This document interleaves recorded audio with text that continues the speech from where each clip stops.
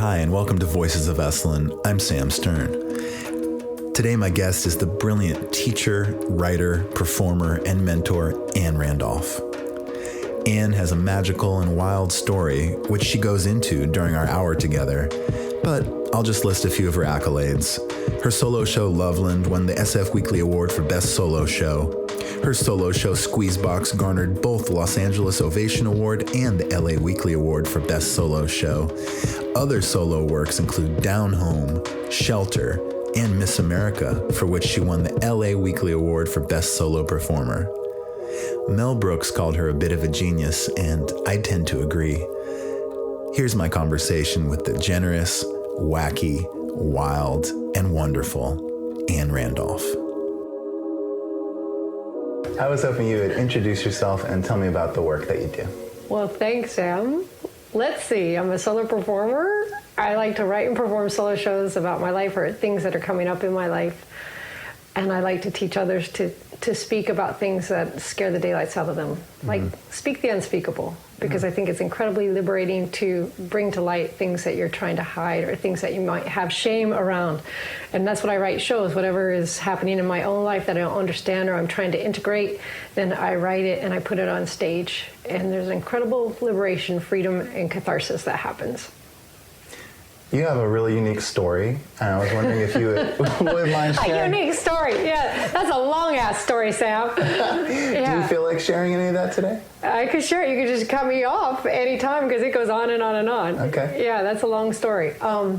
Let's see. Beginning, because early on I had this impulse to do oddballs, misfits, to impersonate people that I saw, and also to tell the stories of people that seem to be on the fringe, the margins of life. So very much attracted to that. And when I went to college, I had to get a job. I didn't have enough money to go to college again, and there was an old state mental hospital there, and they let 6 students a semester live there in exchange for working with the patients. What state are you in? I'm in Ohio at the Athens State Mental Hospital, which borderlined West Virginia. So you had a bunch of, they talk like that down there and they got that, right? I'd never been around anything like that before. And and I went there and I was studying theater, even though my parents said you can't major in theater, which I eventually did not major in theater. But I went there and they said they're only letting students studying psychology. And I said, well, I could write plays with the patients. I could do this. And I'd never done anything like this in my life, but I felt very attracted to people that were mentally ill and living on the edge, maybe because I saw The King of Hearts and I had an illusion about mental illness. And they said, we only let students studying psychology. And I practically threw myself at this director's feet. And he said, I've never seen someone so passionate to live into a mental institution you can move in. So I moved into this mental institution. And it was nothing like The King of Hearts. And I had romanticized mental illness. But what I saw, instead, like my first day, I was on the locked schizophrenic unit, the smell of urine and dirty feet, cigarettes, and the guy, no pants on, masturbating, and it was hardcore. But what I appreciated was there was no filter, no censor.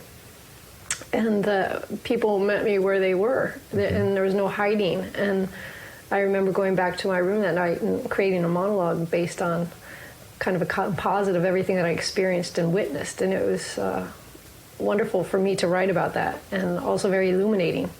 And I went down to class the next day with this monologue, and I was told, no, you can't say those things. It's inappropriate, because I was also, at that point, acting out some of the patients, composites of the patients. And I had a teacher assistant pull me aside and said, you're really illuminating things that people don't talk about, and it's funny and it's deep, keep going. And had I not had that support early on of somebody cheerleading my inappropriateness, I think I would have stopped. So I'm very thankful to people along the way that have encouraged this voice, because people don't want to hear the voice of these people. I should say these people, that sounds derogatory in itself, but people often want to not hear those voices. And I like speaking those voices because there's a part of me that is that voice. Right. Yes, definitely. Yes. So you're working at the mental hospital. How long did you work there? Well, they usually only let students stay there one semester, but they like me so much, Sam. They let me live there all 4 years. They just gave me the keys, and I didn't have a car. They gave me the keys to the state van. I could go anywhere I wanted. I had a boyfriend in a punk band. I just put 10 people from the locked unit in there, and we'd go down dancing all night. So I really had tremendous freedom, and I'd do plays, and the hospital administration loved the plays. And I'd write plays casting the patients and my friends from college. And I'd invite the community. Nobody would know who was who. I wouldn't tell anybody, because who really is crazy, right? We're all crazy. And so I had an incredible experience there. And then after that, I was like, I want to go to New York. I want to get on Saturday Night Live. That was my goal, because I did comedic characters.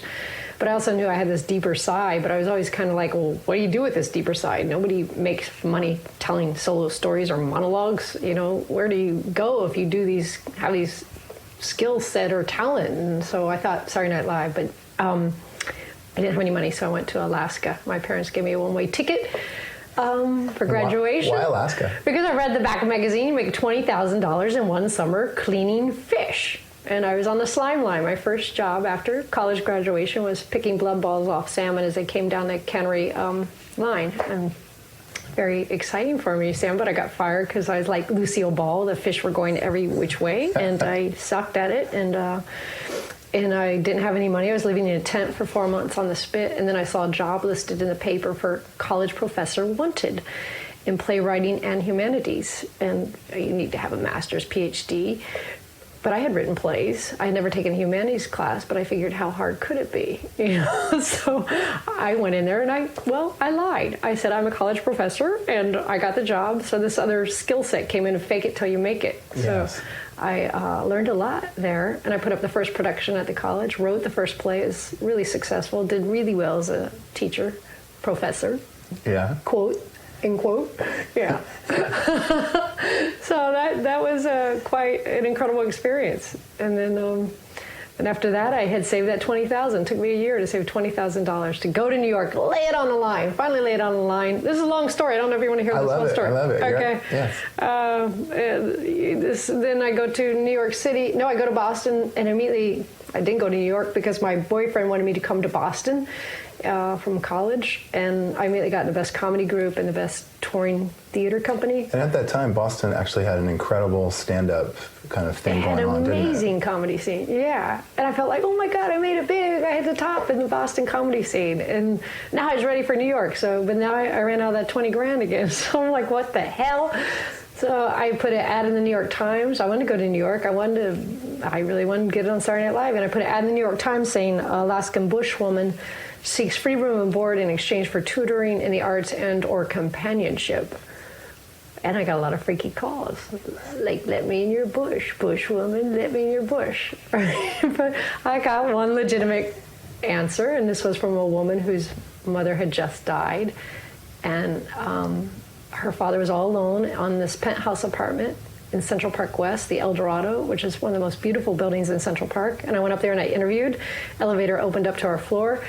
All I had to do was kind of make him laugh before the maid came in, and I got free room and board in this penthouse apartment on Central Park. Phil Donahue lived in the building at the time, Chevy Chase. It was this movie star-studded place. So I lived there a year in New York City. And what happened was I go around and I would audition, or I should say try to audition, and I go see other comedians, and I saw that people were so much better than me, incredibly talented, and some were better physical comedians. And Louis Black, who hadn't made it yet on The Daily Show, he was performing this really like crappy basement for only 12 people, and he was 40 years old at midnight. And I thought, if this guy is this brilliant and he's 40 years old and he hasn't made it, I will never make it. I don't have the chops. And I saw this night after night as I saw people that were better than me. And I just gave up slowly, just lost that dream, because this is something I learned, that comparison kills creativity.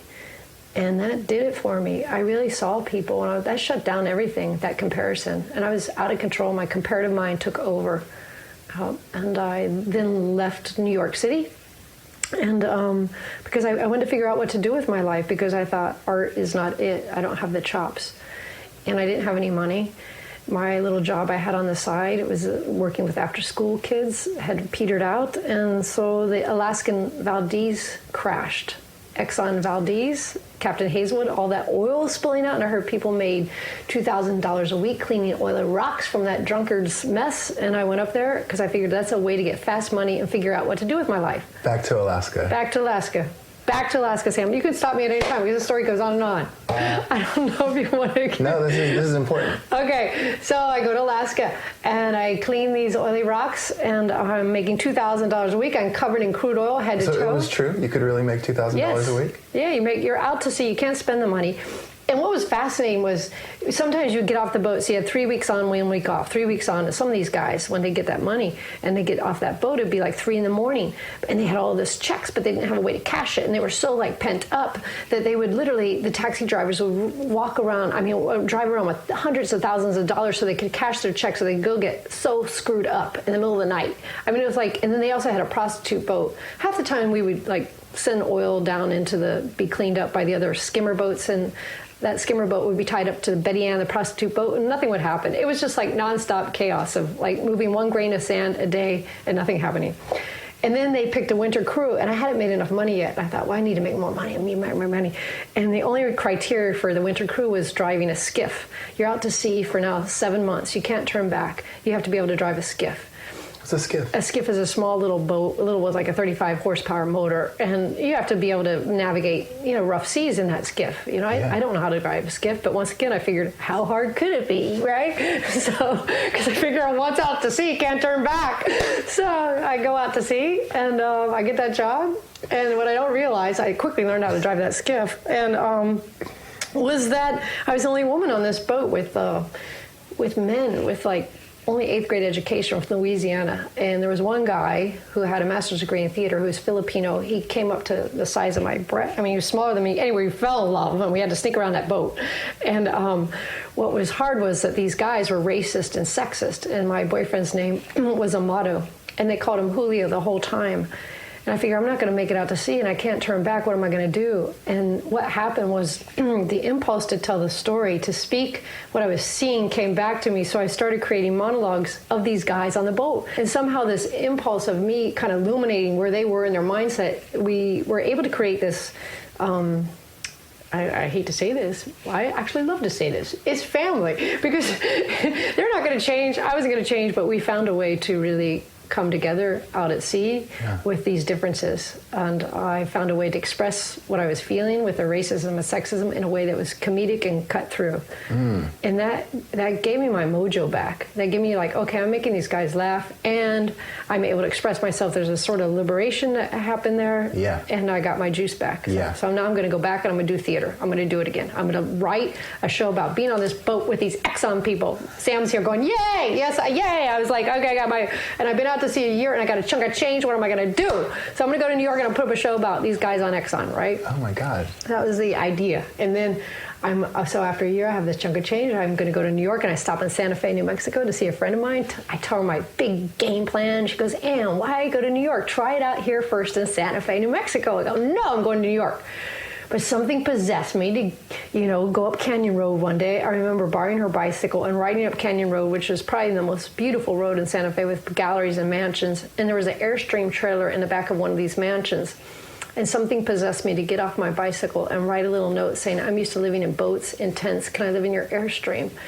And the next day I get a call saying the Airstream is not ours, but the mansion is. You can move in tomorrow. We are 3 professors studying chaos theory with the Santa Fe Institute. So I took that as a sign. And Joseph Campbell talks about invisible hands, synchronicity, and that's what happened. I moved into that mansion, and I decided to focus on writing that show and putting it up in Santa Fe, New Mexico. And I was dating a contractor boyfriend. I immediately found a guy that I fell in love with, and I was singing church, Episcopal. I love to sing classical music, so I was singing this Episcopal choir. And I started putting out my intention of that I wanted to perform outdoors against the Sangre de Cristo Mountains. I just put that intention out over and over again, but I couldn't find a theater. And I had the money, right? But I couldn't find a theater that matched exactly what I wanted.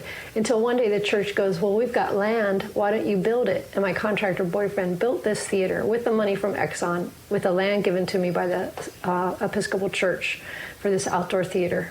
And I put up the show in Santa Fe, New Mexico. with the money from, it was incredible. So I finally laid it on the line. And one thing I want to say, I am a procrastinator, and I waited to the last minute to finish the show, so it would just hang there. So what I found, and I call this accountability, and I teach students this, is I put the press release out before the show was finished in order to light a fire under my butt, because that made me complete it. I don't know if anybody else has that problem, but that helped me tremendously. So I put up the show, and I immediately get cast. I get these incredible reviews. I'm like, oh my God, yay. It was a big ordeal for me to put it up finally, and people loved it. And to get headlines. And there was a director in the audience who said, Anne, you're funny, what do you want? And I go, I want Saturday Night Live. And he goes, I think you should come to LA.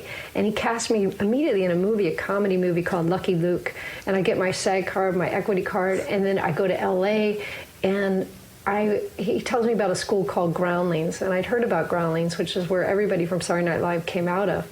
And I have to get a job, so I take a job. Not that I didn't have money still, but I took a job at the graveyard shift, working 7 at night to 7 in the morning with homeless, mentally ill women. I took that job so I'd have my days free to create and go to school at Groundlings. And what about sleeping? What is it? Sleeping? I slept a little bit, Sam, because they went to bed, and then I would write. And then I would go to bed. Mm-hmm. But I'd also come home and sleep a little bit, and then I'd start my day. But I took that job because I could sleep a little bit, right? It was not full on graveyard. You had to be wide awake, or I probably would not be able to do it. So,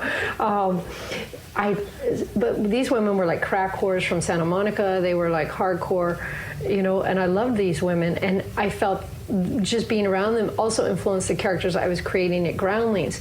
And so I would go into Groundlings, and I'd have these characters, and I would go up these classes, and hundreds of people are being weeded out. And eventually I made it into the company.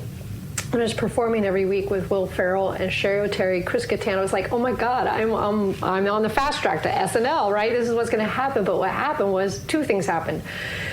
Those characters one in particular was a crack whore, and I could hear her voice over and over again, tell more of just comedy, tell more. So I literally write, and she'd want to say more than just comedy. Yeah. And then I could feel that on stage. I'm just getting a 3-minute sketch. I want so much more. I am much more than a 3-minute sketch. I want to illuminate the whole human condition. This is just, no. And so I quit the Groundlings, and everybody's like, are you nuts, Anne? Are you crazy? You wanted this your whole life, was to get to this place to Saturday Night Live, but I knew what I wanted was not that, but solo performance. Yeah. To go back, but who makes their money in solo performance? Hello. Right? Where is that? Right? So I decided, okay, I'll focus on like an hour-long dramedy like Ally McBeal. So the next show I write, focusing on getting an hour-long special, but also has pathos in it. And I immediately get signed by an agent at William Morris.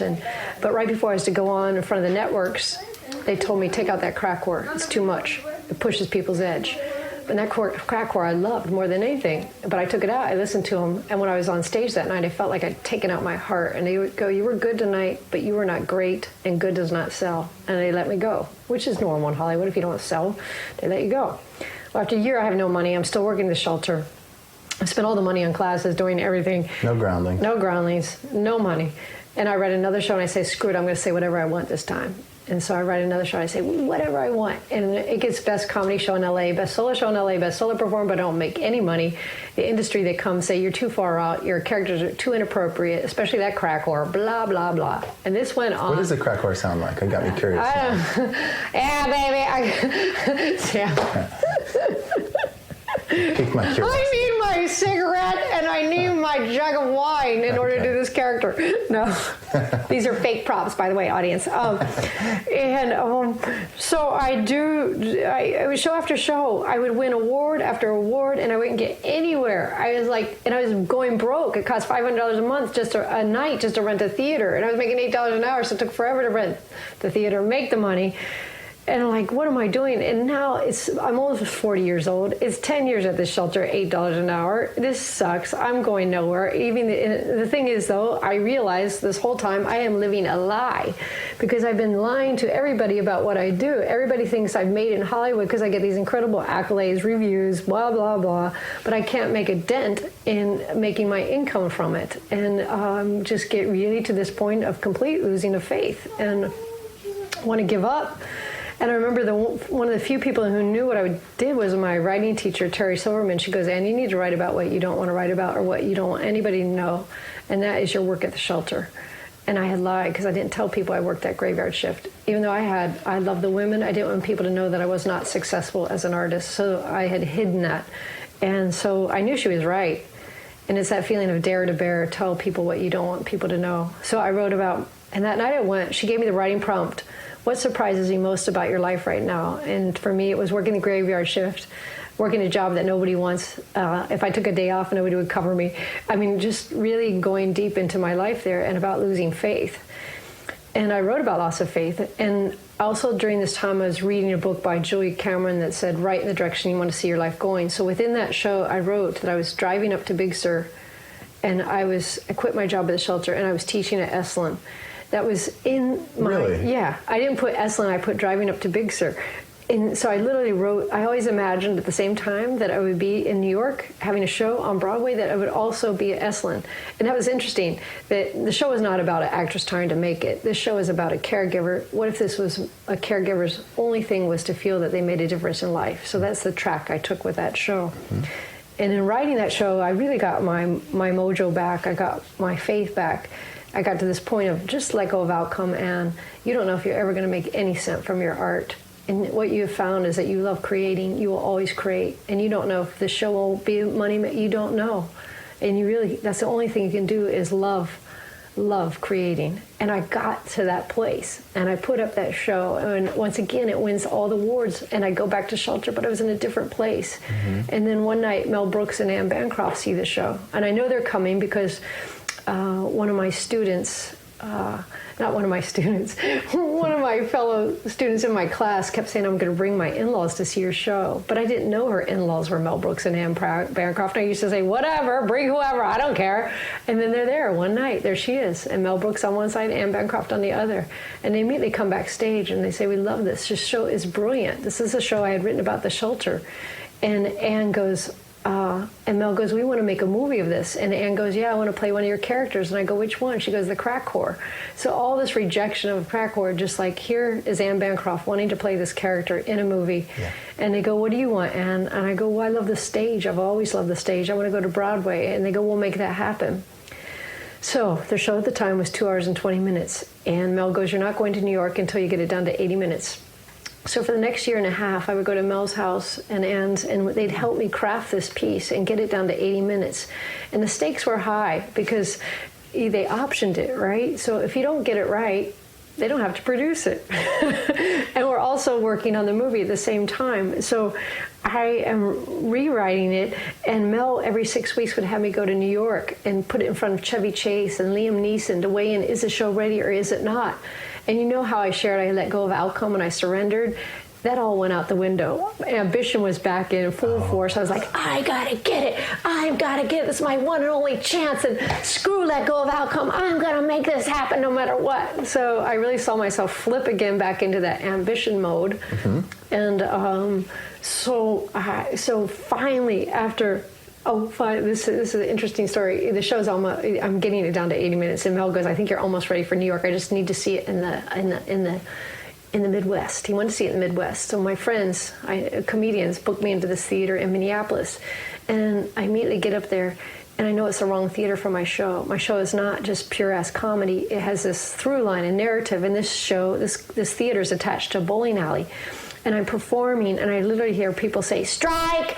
And the people have their feet up on stage. They're drinking beers. They're like, tell me a joke! It was like a bunch of yahoos. It was not a theater designed for a narrative arc. And Mel and Ann are coming up to make their final decision, is this show ready for New York or not, based on this audience. And it's the wrong audience. I know I'm not going to get it. So here's where I do whatever it takes. I go to the Guthrie Theater, which is one of the most... beautiful theaters in Minneapolis, Minnesota, and they're showing a comedy by Sheridan, and it's a very, audience that gets theater. And I don't watch the show, I watch the audience, and I see who's laughing, and I pull people aside at intermission afterwards, and I say, you're never going to believe this, but Mel Brooks is coming to this shithole bowling alley in 1 week. Will you be my ringer? Will you be my ringer? Will you be my ringer? And I do this to like 50, 60 people. So when Mel and Ann come to this bowling alley that night to see this show, that audience is stacked. with the most perfect people that would be right for that show. I watch who's laughing at the Sheridan, at the Guthrie, and I pick those people, handpick that audience. So after I do the show, I mean, that audience is loving everything, right? At the end, Mel comes backstage and goes, oh my God, and the audiences up here are amazing. You are ready for New York. Boom. So ready for New York. So finally ready for New York, and quit my job, right? So this whole time I'm still at the shelter while I'm working with Mel. And I quit the job. I go back to, we're supposed to open in May. I go back to live with my parents because I have no money. So in between, I'm living there until it's like either homeless shelter or Broadway. Anyway, with my parents. And right before, maybe in February, the show's to open in May, I get a call from Mel saying that Anne's been diagnosed with cancer and that we're going to postpone the opening to August. And she's going to be okay. We just need to turn you over to another producer to handle the day-to-day offerings of the show. And I get off the phone like, thank God, Anne's going to be okay. And my second thought was, another producer, who's this other producer? Because I only knew Mel and Anne. Yeah. And as the weeks go on, my director, and months go on, the show's to open, we hear very little from this other producer. And my director, who's had shows on Broadway, said, Anne, you need to call Mel and tell him there's nothing in place. You can't open a show in New York, 8 shows a week, 200 seats a night, without a marketing plan in place. And I want to call Mel and I want to say, look, this is what's happening, but I've now found that Anne is dying, right? And so I froze. And it was I remember going to my therapist, and my therapist was like, Anne, you need to tell somebody, you need to tell Mel what's happening, but I couldn't because I felt, how can I ask about me? So I felt in this place of total well, actually, it wasn't fight or flight. It was just frozen in fear. Like, I'm going to enter New York. It's going to bomb because there's no marketing in place. But I held on to this glimmer of hope that I'd get an incredible review in the New York Times of these papers, and that would turn things around because I'd only gotten incredible reviews my whole life. So I put up the show in New York. Mel and Anne came, my parents, everybody came and we opened. I got incredible reviews. Mel saw that these seats were not selling for the following week, so he felt awful when he started taking out quarter-page ads in the New York Times for $20,000 a pop, trying to change the course of this sinking ship. And then reviews came out wonderful, but it didn't do enough. And the show closed. And that was a devastating time because you get your dream. I'm like, I'll never have Mel Brooks again. I'll never have this experience of Anne. Anne is dying. My friend, my mentor is dying. I don't have this chance. I have no money. I have nowhere to go. So I went back home to live with my parents. And it was like, to go this far and have it collapse was excruciating. I remember my parents actually going up and down the TKTS line in New York saying, please come see my daughter. Please come see my daughter. It was just like gut-wrenching. That part usually makes me cry. I'm glad I'm not crying. I had too much caffeine. So I'm back home with my parents and eating shit every day. I remember being in my room with books on the bookshelf that said, do what you love and the money will follow. And I'm like, fuck you, right? It was that place of like all this new age BS, all that just really took me down. And I lost faith, completely lost faith. And then at the same time, my mother had a stroke, was paralyzed on one side, and my dad was diagnosed with inoperable lung cancer. So the grief was overwhelming. And it was pretty much the loss of every security, of dream, of family, of home, of income, all in 1 year. And it was also near my birthday, and I remember a friend sending me a book of Rumi poems, and it was the poem, I did that thing where you flip through the pages and say, please show me what I'm supposed to learn. And it was one about the chickpea leaps to the edge of the pot where it's being boiled and says, let me out. I'm done boiling. And the chef hits it with a ladle and says, no, hits it back down into the boiling pot and says, you need more flavor, more character, now boil some more. And when I read that, I felt like, whoa, my whole life had been a series of these boilings, right? And I knew, in one sense, this is where faith came from, that with each boil, I had become more fierce as a writer and a performer. And I saw that as like, and you go through this now. This is the hardest time yet. You go through this and you write. And I had a ferociousness when I picked up the pen again. I wrote with a rawness and vulnerability I had never written with before. Before I would hide behind characters. Not that I didn't have characters the next show that I wrote, but I did it with a way that was not one-dimensional, but three-dimensional, that these characters were living, breathing, suffering, hilarious, everything. I cut to the core, and it was, and after my dad died and my mother was in a nursing home and adjusting to life in a wheelchair, I put up this new show in San Francisco called Loveland. And I remember opening, it was during previews, and audiences coming backstage, students, because I had been teaching at this point, not even able to look me in the face, and one student with no impulse control say it was so cool to see my teacher fail. I was bombing every night on stage, and I wanted to throw in the towel, but my director who was there said, "Anne, the writing is there, but you're not there yet." And it was true. I had cut through and written with this rawness and vulnerability, but I was afraid to really let it into my own system, to let myself be exposed in that way. So he goes, the only way you're going to learn is to get up there each night and do it again. So each night I would get in front of a live audience and I would fail. But each night my suck level would get less and less and less. That's my term I learned from Heather Woodbury. Your what? My suck level gets less and less and less. And Tavis Smiley has a book called Fail Up. And that's what I did. I failed up. So every night, by the time the show opened, I had landed. And it won Best Solo Show in San Francisco and Examiner. And I say that, but the show, and it made money, and it's supposed to run for 6 weeks. It ran for 2 years straight. And it's still running, isn't it? It's still running. It goes everywhere. And I thought, what is it? What is it about this show that's different? And because people would literally wait in the audience to tell me their own story afterwards about something that they lost or grief or loss. I would have people lined up to tell me their story. And then it hit me that because I had allowed myself to expose that rawness and vulnerability and that kind of inner misfit and oddball of my own self, that gave other people permission. And and then I was invited to perform at the Arena Stage, which was probably one of the biggest theaters in the country last year. And I thought, what if I did this thing where I perform the show, and after each show, I invite the audience to write about their own loss and then take the stage and speak about it, like do this interactive thing, because I saw people so wanting to express their own vulnerability, their own misfit, their own loss, and the cathartic healing, I believe, that can happen when they do that. And the Arena agreed. So on opening night, I did it. I performed, and after my show, I said, who would like to stay and write? And I'd say 60% of that audience stayed and wrote about loss, and they got up on stage and shared their own loss. So it was an incredible interactive experience that I now do everywhere, whenever I perform. And I felt my whole life had led me to this point, to be able to speak about loss and grief and give others permission, using humor as a way in. How long is the show itself? 70 minutes. And then how long is the part where the audience takes part? 35 to 40 minutes. Uh-huh. So right afterwards, I pass out pens, paper, do a guided little exercise. They write for 10 minutes, and then they share. And they don't have to share. It's enough just to write it. What percentage of the people you meet have a burning desire to talk about grief, do you think? I think everybody has a burning desire to talk about loss and grief. Well, I should say that not consciously, Sam, but unconsciously we're trying to hide it all day long. Mm-hmm. We're going around trying to hide everything of, I'm okay, everything's fine, I just feel great about my life, So I think it's like, if we can let go of that and just speak from that place that is very vulnerable. I know I didn't want to. I hid behind characters.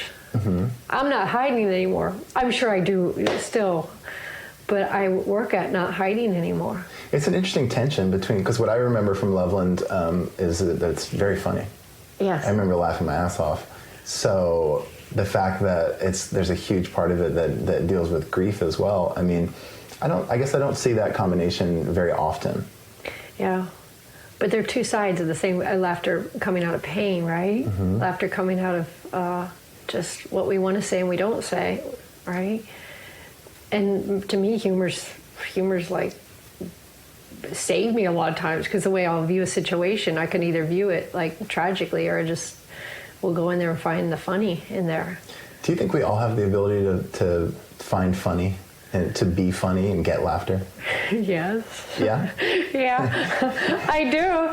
But I like to I think people lose their sense of play. That's why I love people. That's why I love teaching, because I love to have, especially uptight people, I love them to come, type A's, to come to my class. Like, Gucci goo, no. I know it's in them. It's in everybody, but people lose it along the way. Well, and it's one of the best feelings ever, to get a laugh from an audience. Like, let's say there's somebody listening to this podcast they just don't think they're that funny, or they don't know how to Yeah. How to get a laugh. What tips would you offer to them? Tips for getting a laugh, Sam. Yeah. Tips for getting a laugh. I think first it's, sometimes it's just, can you laugh at yourself first? Can you laugh at your own ridiculousness? That these limbs, these arms, our mouth, are just our thoughts. Sometimes our thoughts are shameful, right? But if you could turn, even looking at a thought that is shameful, and see, is there any humor that I can find in that shameful thought? I'm trying to think if I can give you an example of that, but no, that's huge, to be able to laugh at yourself. Yeah. is the first step, and find that you're ridiculous. Yeah. And teasing. I mean, some people don't like to be teased, and I look at teasing. I just saw the Dalai Lama and Desmond Tutu little rare footage of that, where they're just in each other, like teasing, like mischievous, right? So that loosens that, I'm this person that I'm so, I think, I like working too with those hard shells that, because it's impenetrable. Some people have got the walls up, and I think teasing sometimes, I'm talking about fun teasing, not teasing where it's bullying teasing, can be really a wonderful thing as well, to let that in. Because it's really, I think, somebody loving you when it's that kind of tease and mischievous play. Okay. So right. I just saw that happen with Desmond Tutu and Dalai Lama. So, and I've heard Yogananda talk about that as well.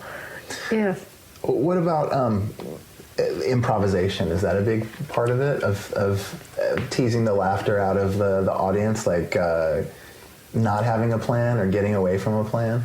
Well, I think improv all day. Like, that's all I want to do is play all day. I mean, in interaction, because that's presence, right? What's showing up right now, and can I play with it, right?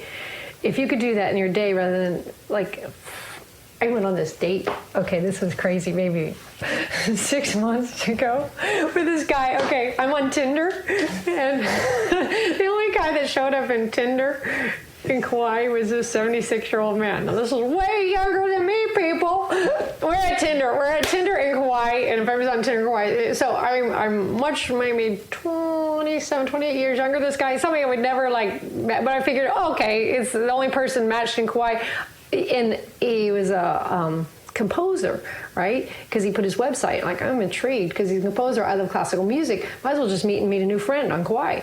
And I go there to meet him in this food court in Princeville, and where all these tourists hang out. It's a wonderful date to have a first date in a food court, Sam. But anyway, I go there, and the tourists are looking terrified. I go there all the time to get my coffee, and they got their face down in their food, and they're looking up every now and peeking about this man in the corner who's standing stationary and frozen in the corner of the food court. And I look and see what they're looking at, and this man dressed full on in an Arab chic outfit, and I realize it's him.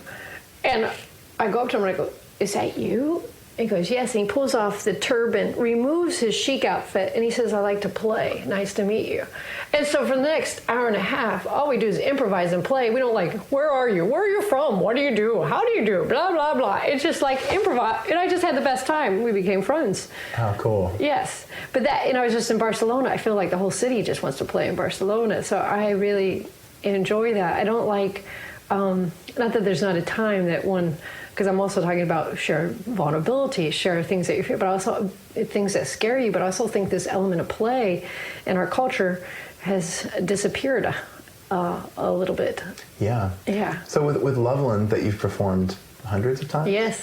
Is there an element of improvisation in it, or is it all sort of like it will work like clockwork because I know this is the way it works? The script is there, but everything in between has. I wish you'd see it again, Sam, because it is deep into another level. I'm finding levels that I've never even imagined I could find. So the words are all there, but the inner life is a depth that I've never ever imagined in my whole entire life that I could get to. Mm-hmm. So it's like creating something that was much harder that I had the chops to perform. I think you saw it years ago. Didn't have the chops. And now I still, probably next year I'll say, I didn't have the chops this year. It keeps growing. It's like a meditation practice that I keep finding the layers, and I'm very excited about that. And the more layers I find in myself, the more I see the audience resonate. Yeah. So the more powerful it becomes. It's incredibly powerful. Not that I don't have suck-ass shows every now and then. Oh, you do? Yeah, I still will have them, but my consistency level. How do you know that the show is not going right? If I don't hit the emotional beats. Yeah, if I can't find all those layers, but the consistency still, I'll be like, people won't know that. The audience won't know it. I will know it, because you can't. I think that's something I beat myself up and still work on all the time, is holding on to that line that the agent told me, you were good tonight, but you were not great, and good does not sell, right? So this feeling I have to knock it out of the park and be great every night is really, I work with that one. That one's because I want to knock it out of the park every night. And most of the time, because its effect, what it can do, how it can help. Do you ever feel like the audiences are too kind? Like if they're like, yeah, and they start laughing real big right away. And that's Esalen audience. That's the best audience right there. Esalen, that's the only time you're going to get that. I had this, I spoke to Peter Myers, and he had an interesting thing to say about having a clean open. Yeah. You want to go out there if you're giving a speech or acting, and right away do something that's valuable and good, because I think that way you get your momentum rolling. They trust you and you trust them. Right. I don't know. Okay, let's say that doesn't happen. How do you recover from kind of stepping on yourself in the beginning of work? Well, that's a great question because of this. Because if you're coming out there opening, and I know exactly where the first laugh is going to be, right? And if that first laugh doesn't come, or if I blow it, or something happens out there, then the inner critic comes out. You ding dong, you screwed up, they hate you, blah, blah, blah. So it's also a meditation of what do I do in that moment when the self-loathing comes up for not executing or going out the way that I know it can roll out. Yeah. And it's really, you're practicing also forgiveness, self-forgiveness over and over again. So first thing is acknowledge that voice, that inner critic. Self-forgiveness comes in, compassion for self, and then go right back into an audience member who's giving you good energy, is looking you in the eyes, and tell that story to them. Mm-hmm. That's the only thing you have to put that focus back out on, telling the story, because the self-loathing or inner critic that knows how a joke or should roll out will want to take over in that moment and say, see, you don't belong up here. You don't belong here. Mm-hmm. So you're constantly working with that on stage at the same time you're telling the story, because you cannot not be affected by the audience. If somebody is, making their legs go up and down, or say they took out, and this is a problem on Broadway. I haven't had it where they show the screen, you see somebody texting, right? And you see the screen light, that's saying you're not interesting, right? So what do you do in that? Because the inner critic will say, see, you're not interesting. Immediately you have to go back to that one person or two people or the handful that really are loving you up. Yeah. What is your, I'd say, favorite part? What's your favorite part of Loveland that you've performed so many times? Favorite part of Loveland perform. That you love to do. Oh, I can't. It's out of context, so that wouldn't work. I think it's setting up the performance for this avant-garde piece that this character does called Listening to the Drone, It'll Help You Die. Uh-huh. And I think the feeling that I like about that is I just love the magic between the audience and myself at that point. Mm-hmm. They're on the ride, they've gone on the ride, they're on board on this journey now, and I feel like that we're all one in that moment, and they're also like, what's going to happen next? The anticipation of excitement is palpable, and I love taking my time. Yeah. I love just playing in that field of what else can I discover in this moment. I was thinking this morning to ask you, what is your emotional state during the performance? Like, do you feel happy, or is that too simplistic a word? Like, what are you feeling as you're performing?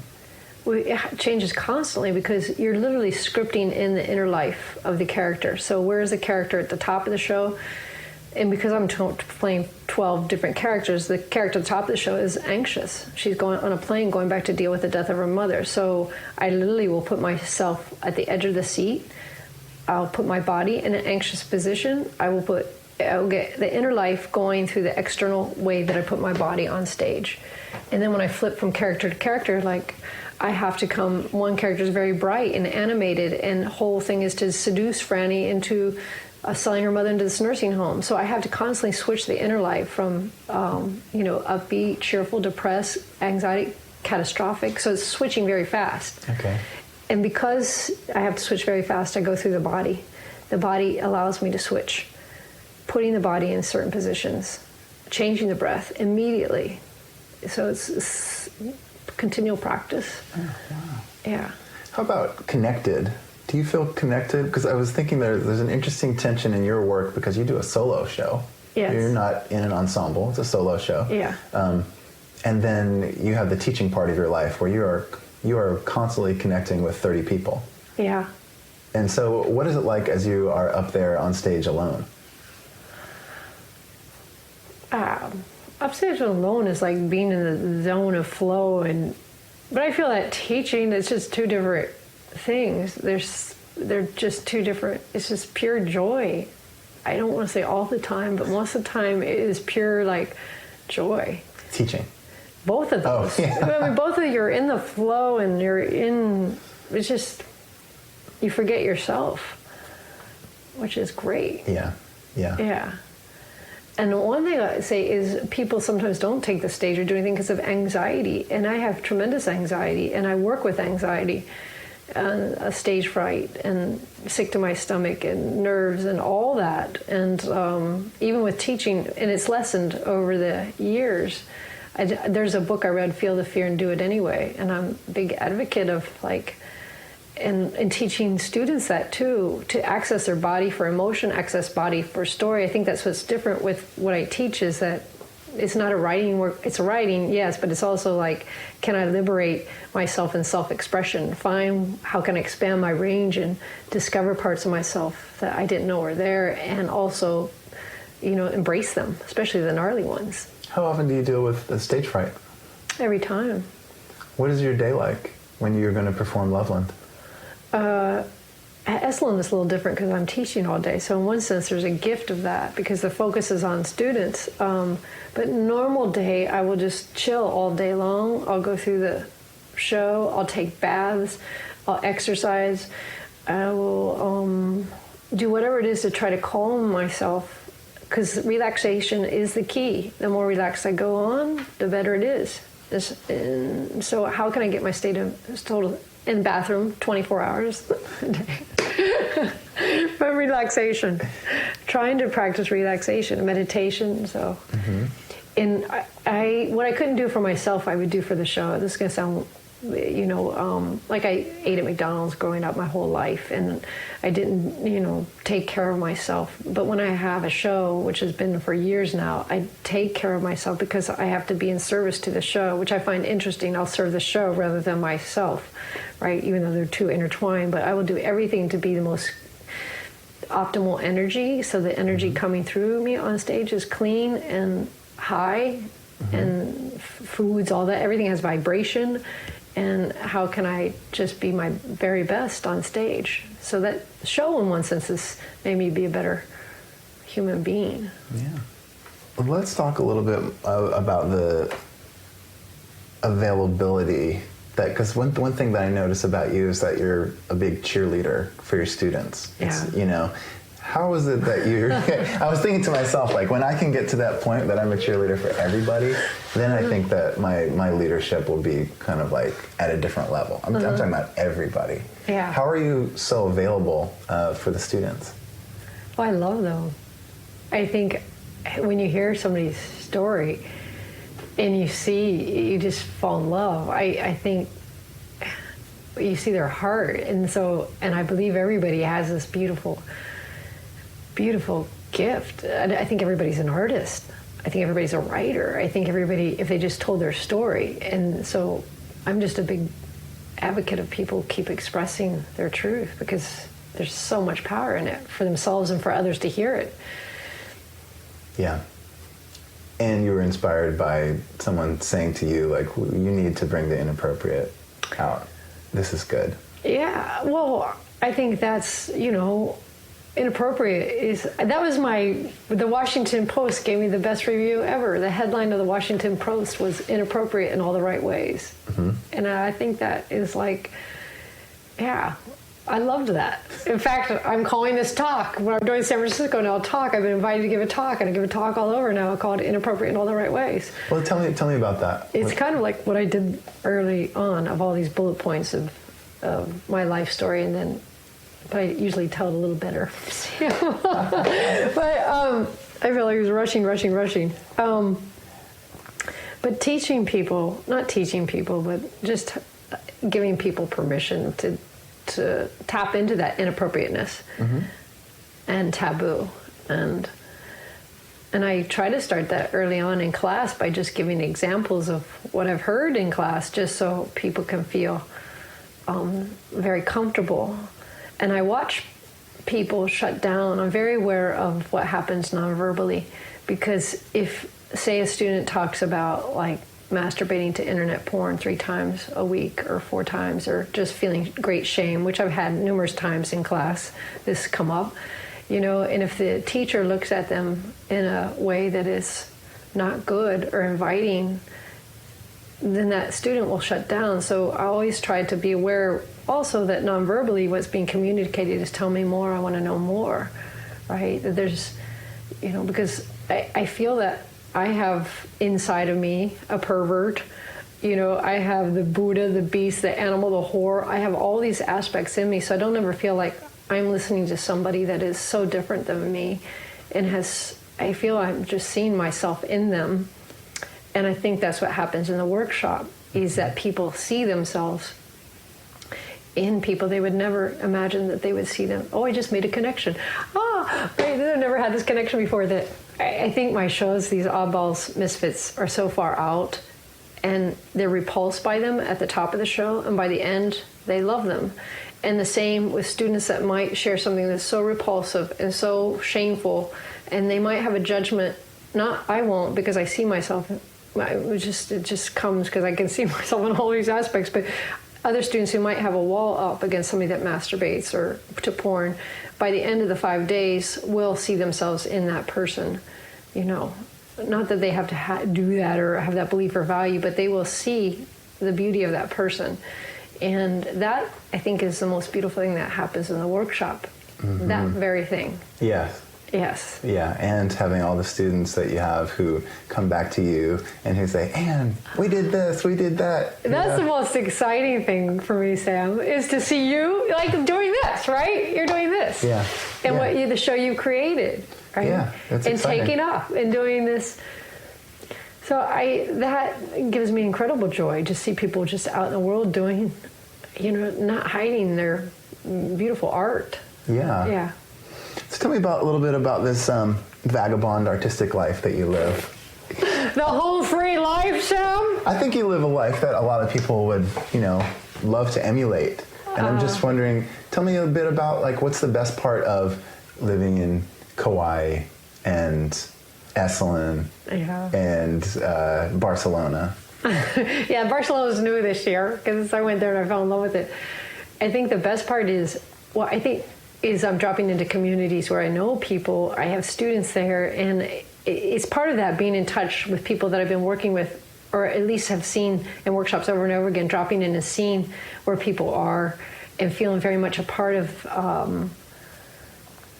that community. How do I say it? I guess I'm trying to think, because I've struggled with it. Part of me loves it and part of me wants stability, like wants a home, but obviously that's not happening. I keep wanting to jump and go back to, I love Kauai so much. I love, when I'm going there, I always have this intention to write and create a new show, but that island says do nothing, but sit and look at a tree all day.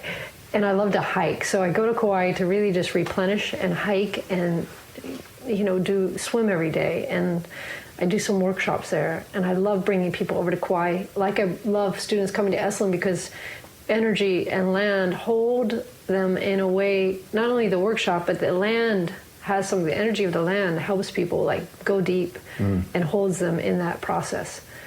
So Kauai's it, Esalen's it, and Barcelona I fell in love with just for energetically a city. That's a city that likes to play.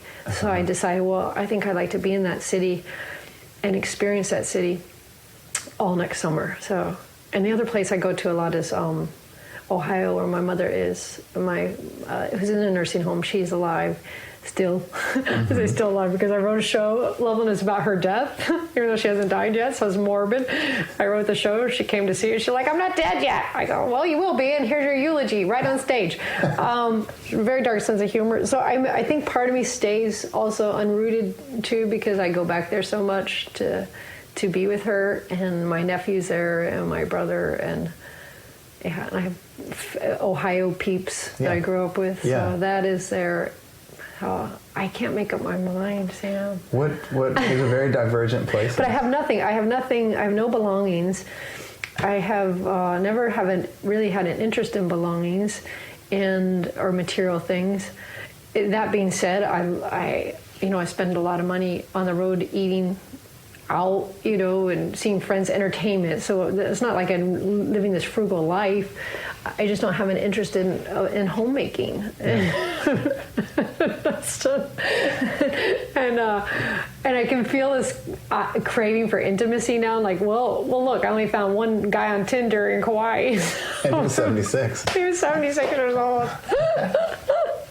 So I think we'll see what happens. I'm in San Francisco now, doing a show in 3 months. So I just rented a place in 3 months. So I just rent Airbnb, or friends have guest house I'll rent, or Esalen 2 months, Kauai about 4 months.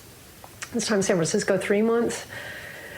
British Columbia, I'm up there. I love British Columbia, maybe 3 weeks out of the year, 4 weeks, a month this year in British Columbia on these islands. I seem to do islands. I like islands. Yeah.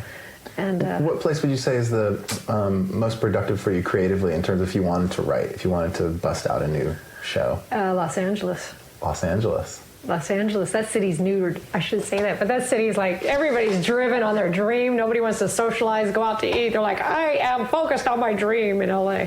When you're in Los Angeles, what part of the city are you in? Santa Monica, the west side. And I just feel the energy of that city is very focused and driven. Yeah, so if you write, is it in the morning or evening? Oh, Sam, whenever. Anytime. That's terrible. I'm terrible as a writer. To have a routine. When I write best, I write when I'm in a workshop. So even if I need to go to a beginner's workshop, I'll do it just to be accountable, to show up, because I do work best in a workshop. And because I'm doing stuff live, meaning I need a live audience, I need to hear how it rolls out. Even with 5 people in a workshop, I'll be able to tell, does that line work, does it not? But me writing alone does not do it. Not that I don't write alone, I do. But I enter into a weekly or twice weekly workshop when I'm working on a show, just to get feedback. And I'm not interested in, somebody approached me about writing a book, a publisher, and maybe I'll get to that place of, but to me it's dialogue. I'm dialogue, monologue driven, and that's what's exciting to me. And that doesn't work well with sitting alone writing for hours alone in a room. Interesting. I like to improvise a lot. So I'll improvise with my director. We'll set up improv scenarios in a space and just like wing it, turn on the tape recorder and find out what happens. With Joshua? With Joshua. Yeah. Joshua Townsend Zellner, most amazing director. The most amazing director. Yes. So he will set up a scenario to improvise within, and then we turn on the tape recorder and then go. So I love working with him. So I look forward to working with Joshua again. Joshua's last name is? Townsend Zellner. A very Hollywood name. Oh my gosh. Sam had the pleasure of working with him. Yeah, he's brilliant. He's brilliant. So I guess just to conclude, how can we find out more about you? Like if people want to find you on the web, where would they look for you? Well, Sam, the World Wide Web. They would go to Randolph.com. Yep.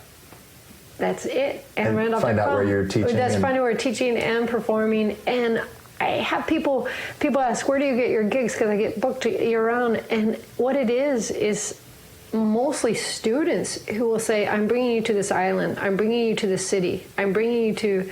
So my students have been amazing producers of saying, I want people to have this experience. I'm going to set this up. So I think that's been an extraordinary, incredible thing that has happened in my life is people wanting to bring me to other people. So, or the show, the work. So I am excited about that and thankful. And I'm curious too about Inappropriate in all the right ways. When is it going up? It's going up in September 13th through November 1st in San Francisco at 2 o'clock. So that's like a TED Talk, kind of like what I'm doing here. And then I'm going to have the audience do a little workshop participation. What's that going to consist of? Their own inappropriateness? Their own inappropriateness. Owning that. Yeah. That sounds fun. Yeah. Thank you, Anne, for doing this. Thanks for playing. Thank you, Sam. This is fun. Thank you so much for listening to Voices of Esalen. To hear more episodes of this podcast, just go to www.esalen.org Or you can tune into the iTunes store and do a search for Voices of Esalen. That's Esalen. I'm your host, Sam Stern, and have a beautiful day.